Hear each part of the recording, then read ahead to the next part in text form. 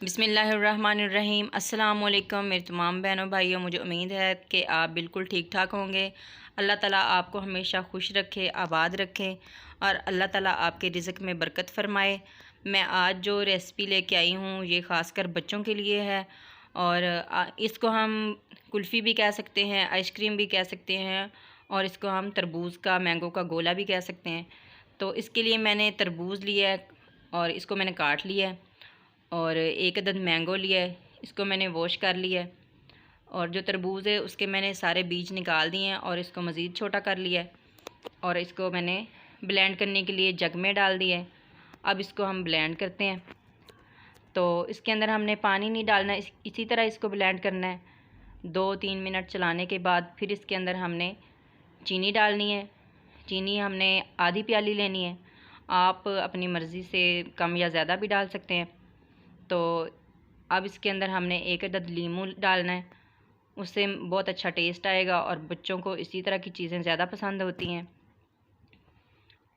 अब इसके अंदर मैंने खोपरा लेके उसको कश कर लिया था, 3 चम्मच के करीब इसके अंदर खोपरा डालेंगे और बादाम की गिरियाँ उनको भी मैंने कश कर लिया है, वो भी इसके अंदर डालेंगे और थोड़ी देर के लिए इसको चलाएँगे।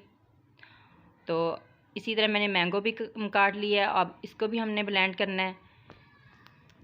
इसको जग में डालेंगे और इसके अंदर भी हमने कोई पानी वगैरह नहीं डालना, इसी तरह इसको ब्लेंड करना है। इसके अंदर हमने दूध की जो मलाई होती है वो डालनी है, इससे बहुत अच्छा टेस्ट आएगा। तो मैंने ताज़े दूध की मलाई ली है, आपके पास अगर ताज़े दूध की मलाई नहीं है तो आप बाज़ार से भी ले सकते हैं। तो इसके अंदर हमने भी 5-6 चम्मच के करीब चीनी डालनी है, बादाम की गिरियाँ और कश किया हुआ खोपरा।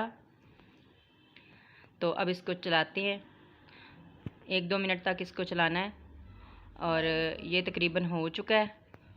अब इसको हमने एक बर्तन में डालना है और बर्तन में इसलिए डाला है ताकि आसानी से हम इसको जार में डाल सकें। तो बाज़ार से मैंने ये जार लिया है, आप घर में अगर छोटे गिलास हैं उसके अंदर भी डाल सकते हैं।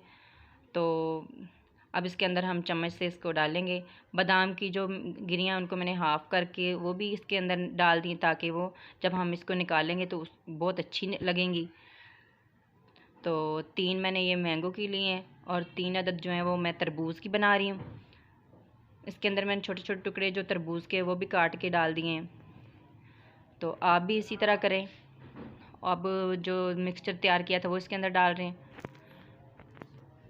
तो अब ये तैयार हो चुका है, हम इसको ढक्कन लगा रहे हैं। तो आपने चैनल को सब्सक्राइब करना है, लाइक करना है, शेयर करना है, इससे मेरी हौसला अफजाई होगी। तो अब हम इसको 3 घंटे के लिए फ्रिज में रख देते हैं, फिर आपको फ़ाइनल दिखाती हूँ। तो ये देखें, मैंने इसको निकाल लिया और ये बहुत अच्छे से जम चुका है और बहुत अच्छा लग रहा है। आप भी इसी तरह करें। अस्सलाम वालेकुम।